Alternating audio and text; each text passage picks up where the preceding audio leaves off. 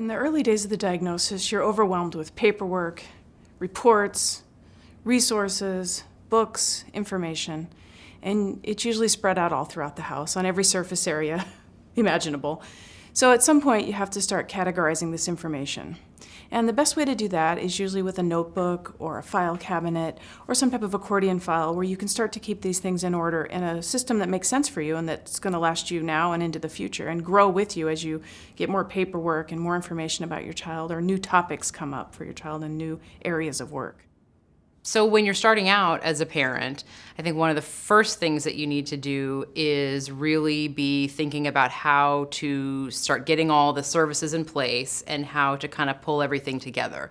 As the parent, you really function as sort of the hub of all of that.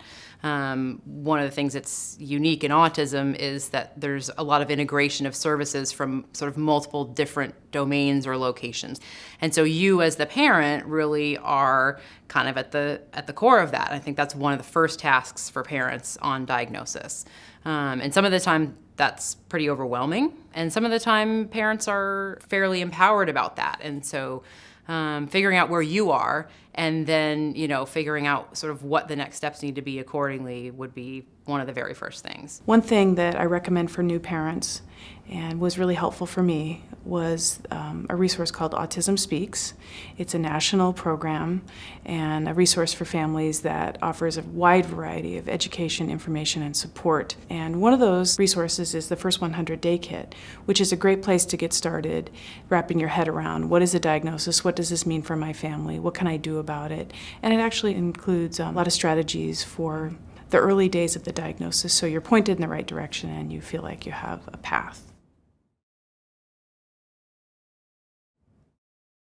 There are many state agencies and state programs and community programs who are dedicated to helping families navigate the systems. Probably the easiest way to find out who to contact is to call the Family Health Hotline. There's an 800 number that you can call. They have live call center staff who speak English and Spanish, and they also have a translation line for parents who speak a language other than English or Spanish. Call that number and ask the call center staff for information in your community for your child who has a diagnosis of autism or a developmental disability. Early intervention services for children birth to 3 are available in every community in Washington State. Early intervention is a system of coordinated services that are provided to a child between the ages of birth to 3 in this really critical learning period for children. And these services are designed to really help support families in the coordination of these services for their child. And your child may qualify for developmental preschool starting at age 3. And then, of course, there's school district services. And they're going to provide specialized instruction so that your child can learn the skills that she needs. There's an organization called Washington Autism Alliance and Advocacy. They have amazing information, amazing resources. They have coordinators who can help you out with multiple issues that you may come in contact with.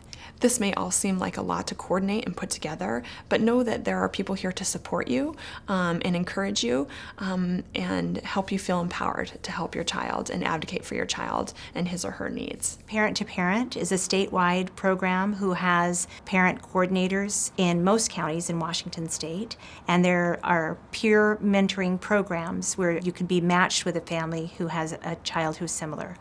And those peer mentors are invaluable in helping parents understand how to take care of themselves, how to take care of their child, and how to get services they need. So having the opportunity to be able to talk with other parents that are going through the same thing, it was very helpful for us. It gave us the feeling that we're not alone. Being around other parents and other families of kids with special needs helped me to kind of see, well, maybe it's going to be okay.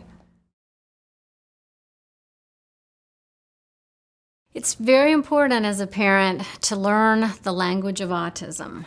And what that means is that the providers who work with your child are going to have their own jargon. And it's very specific, and it's not hard to learn, but you have to become familiar with it, because you will then use those terms to describe your child to other people at school, in the community, wherever. So you're going to have a lot of new terms and new words coming your way. And it might help if you write them down. I did that when my daughter was young. I developed a glossary or a dictionary of sorts where when I heard a term that a provider used, I wrote it down. And I would ask him or her to tell me what that means in as simple terms as they possibly could. And then I reframed it using my own terms, and I would put an example there too. Go back and read the report that you just got from your provider. Spend some time really going through that carefully. And questions might come up. That's the perfect time to go right back to that provider and say, hey, I got this report. This is wonderful. I have this information here. Help me understand what this means here. I really want to understand it. As you're going through that report and the list of recommendations there, figure out what the priorities are. Ideally, you do that with your provider. You can sit down and say, well, what are the priorities? I've got 5 things here that I should be doing. What do you think I should do as a provider? What's my step one? And so really come up with a priority list, because you can't tackle all of these different recommendations all in one sitting. That's not going to work. The key piece for you is to start thinking about your child, because you are really the expert in your own child. You know your child better than anyone, but in all the different providers that are going to come see your child. And so you then become kind of the quarterback for your child's development and treatment and intervention.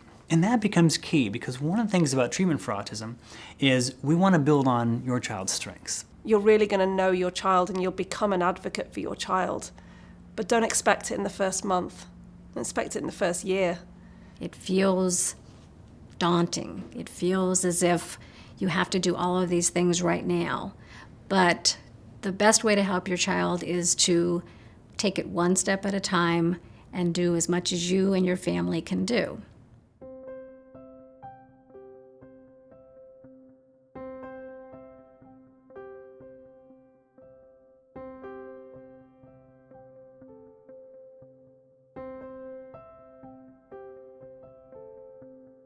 There's that pressure in the first 2 months to get them set up with PT, OT, speech, ABA, preschool.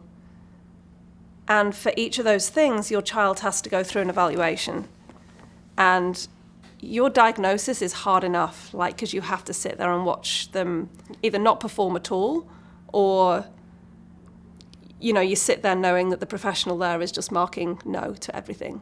No, can't do that, isn't responding, that kind of thing. So that's really tough in the first few months. And that's something I'd tell a parent to just prepare themselves for, that they've kind of got to go through all that again. I first of all wish that someone would have told me that there was no urgency, that a window wasn't going to close, that I didn't have to do everything all at once to help my child, and that she and we actually would be better if we slowed down, took a breath, developed a plan, and paced ourselves. You feel the urge to do everything fast and to treat her while she was young. She was 21 months old, and I felt like I need to do this right now. I need to put everything in place, and I was reading tons of books that I don't even remember now which ones were, because it was so hard.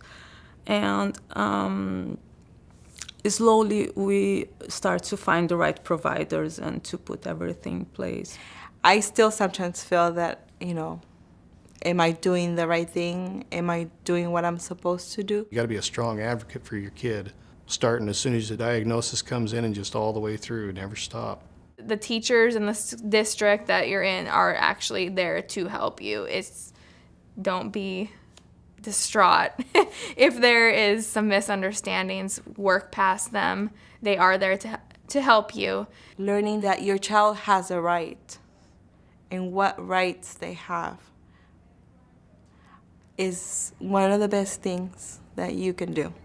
And we were able to find some other organizations really and help you, organize you, put things together. It's so hard to say this now, but just try and take a deep breath and take each day as it comes. You're going to feel really good on some days that you're doing all the right things. They're going to get all the therapy. Who knows where you'll be in a year, like we were with Freddie. But at the same time, just take some pressure off yourself. At some point, you'll push the pause button and you'll say, I think what I'm doing is enough. And we're just going to try and surrender to what the situation is and do our best and hope for the best. but we have to live in the moment a little bit more. Things will be different, and so will you. So if you feel inexperienced and naive and overwhelmed, that's going to change. You will be able to talk about autism like an expert, and you'll be able to rattle off all the descriptions of different therapies and services, and you'll be able to track data, and your competence and your confidence will grow one step at a time, because there's no one who knows your child better than you do. And all the experts are there to help lend their experience in working with lots of kids, but you intimately know your child.